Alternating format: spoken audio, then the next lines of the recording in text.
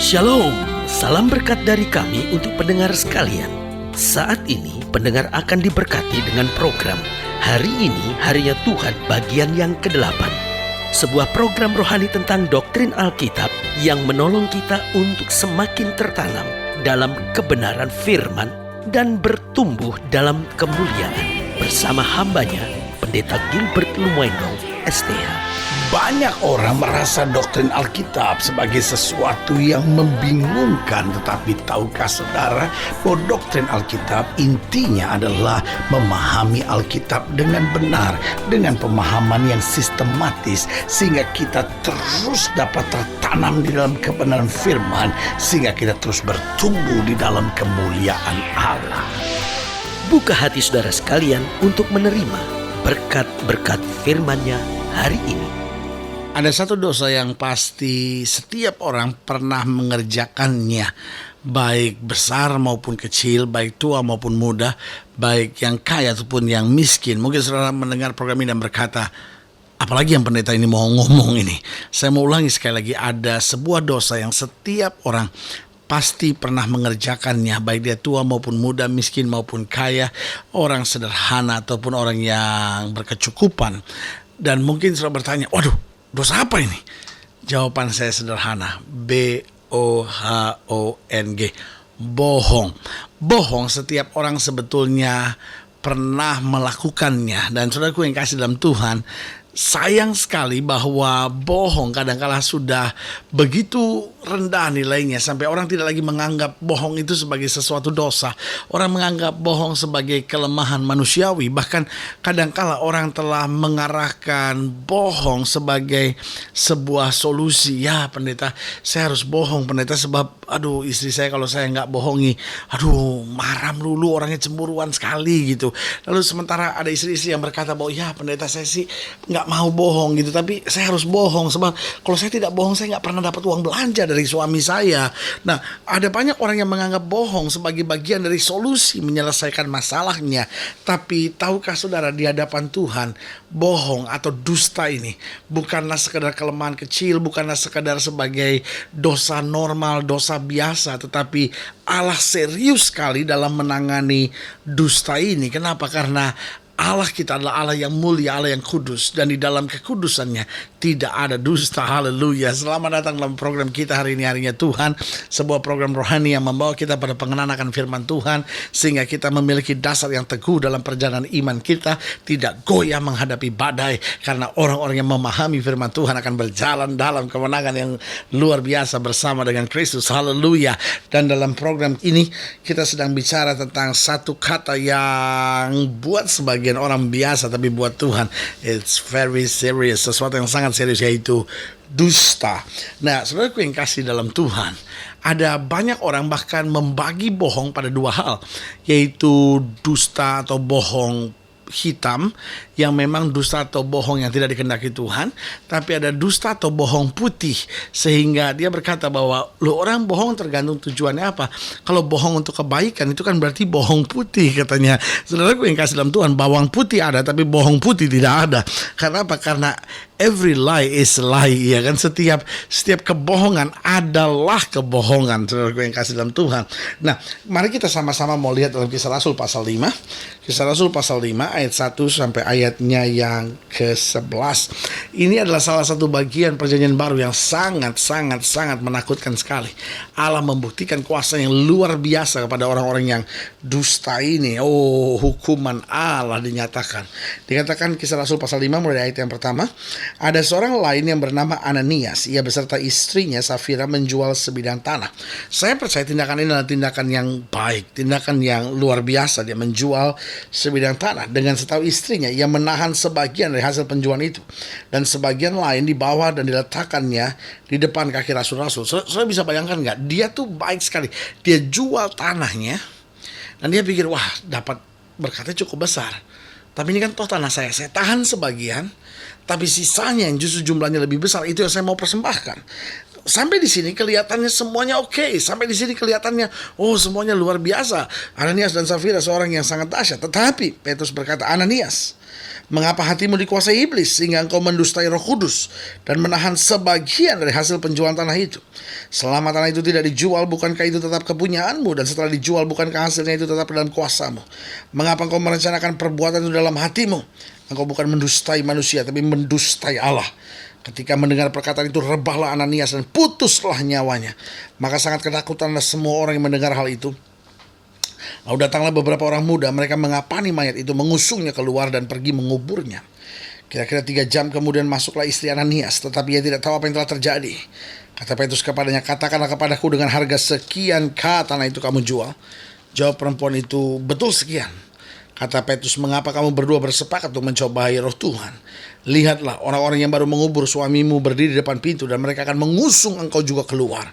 Lalu rebahlah perempuan itu seketika itu juga di depan kaki Petrus dan putuslah nyawanya. Ketika orang-orang muda itu masuk, mereka mendapati dia sudah mati, lalu mereka mengusungnya keluar dan menguburnya di samping suaminya. Maka sangat ketakutanlah seluruh jemaat dan semua orang yang mendengar hal itu. Saya bisa bayangkan orang baru bawa persembahan tiba-tiba mati, saudara-saudara. Nah, pertanyaannya kenapa? Dia kelihatannya berbuat sesuatu yang baik, tetapi ada satu yang Allah sangat serius dengan itu, yaitu dustanya itu. Soal dustanya itu, Petrus dengan tegas bilang, lo itu tanah milik kamu semuanya kok. Kamu jujur aja bilang kalau ada apa-apa. Tapi jangan kamu bilang, ini seluruhnya saya persembahkan buat Tuhan. Tapi kamu dusta. Allah tidak akan pernah membiarkan dirinya dipermainkan. Lalu pertanyaan kita, mengapa sih Tuhan tuh begitu tegas sekali dengan soal dusta sampai dia memberi hukuman yang begitu keras dengan Ananias dan Safira? Saudaraku yang kasih dalam Tuhan, yang pertama saya pelajari karena orang pendusta sebenarnya dia adalah anak iblis. Saya ulangi sekali lagi, mungkin setelah mendengar program ini terkejut dan bilang, loh, setiap manusia bohong kan normal sekali. Memangnya kita bisa jadi malaikat yang gak mungkin pernah bohong? Saudaraku yang kasih dalam Tuhan, kita bisa hidup tanpa kebohongan. Kenapa? Karena para pembohong, para pendusta itu sebetulnya adalah anak iblis. Karena kalau saudara lihat dalam Yohanes 8, saya mau kita kembali meskipun kita sudah pernah bahas di bagian-bagian sebelumnya, tapi saya hanya mau saudara melihat di sini sebuah ayat yang sangat tegas yang dijelaskan dalam Yohanes pasal 8 ayat yang ke-44. Yesus dengan tegas bilang apa? Iblislah yang menjadi bapamu.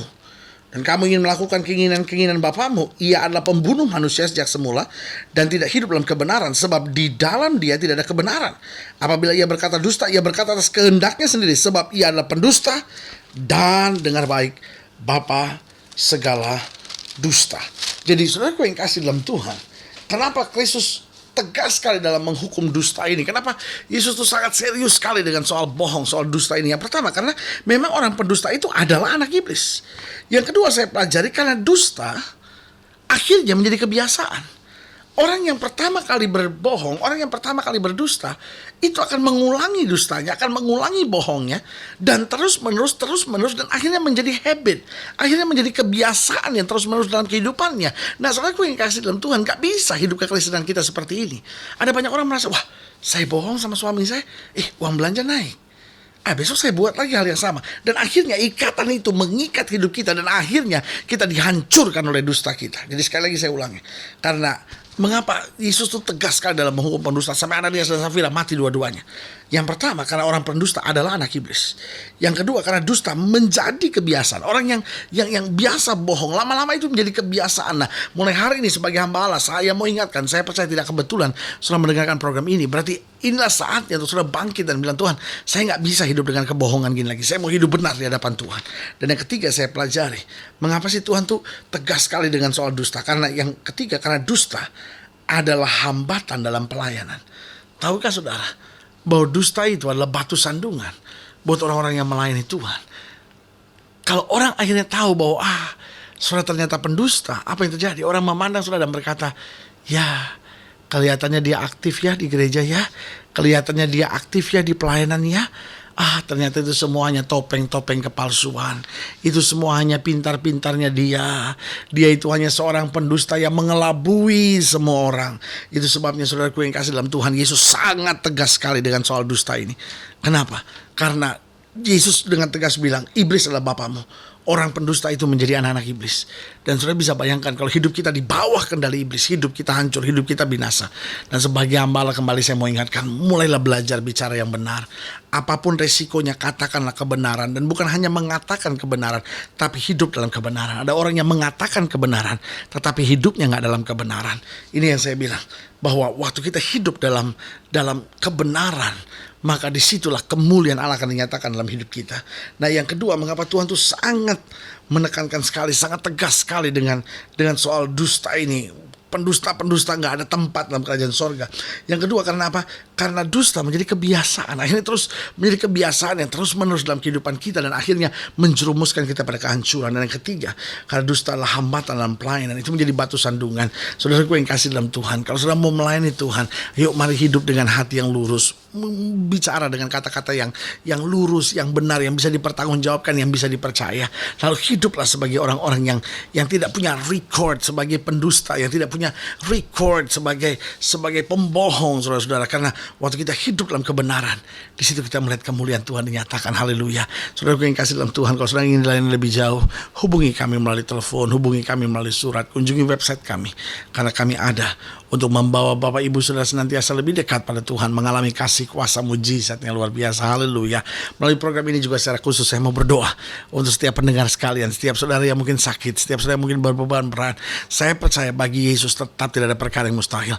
Melalui program ini kita sudah dengar banyak kesaksian bagaimana orang menghubungi kami melalui telepon, orang mengirim email kepada kami, orang berkirim surat bercerita tentang kuasa Tuhan yang telah menyembuhkannya melalui program ini. Karena nama Yesus tetap nama yang berkuasa. Saya memuji Tuhan. Karena itu saudaraku yang kasih dalam Tuhan, saudara-saudara yang sakit, saudara-saudara yang berbeban berat, saudara-saudara yang sedang menghadapi masa-masa sukar, saudara boleh taruh tangan kanan saudara di dada, dan kita doa. Bapa, dalam nama Yesus, hamba doa buat yang sakit, hamba doa buat yang berbeban berat, hamba doa buat setiap rumah tangga, orang-orang muda, hamba doa di dalam nama Yesus. Tuhan jamah, Tuhan pulihkan, Tuhan kerjakan mujizat, bahwa umat-Mu ini masuk senantiasa dalam kemuliaan kuasa-Mu.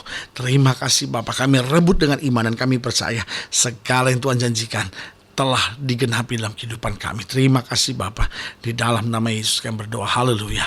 Amin. Saudaraku yang kasih dalam Tuhan, kita sudah berdoa. Ingat, Allah tidak pernah lalai menepati janjinya. Inilah saatnya buat kita untuk bangkit beriman, bersemangat, bersuka cita dalam menghadapi segala perkara, karena kita tahu bahwa bersama Yesus kita cakap menanggung segala perkara.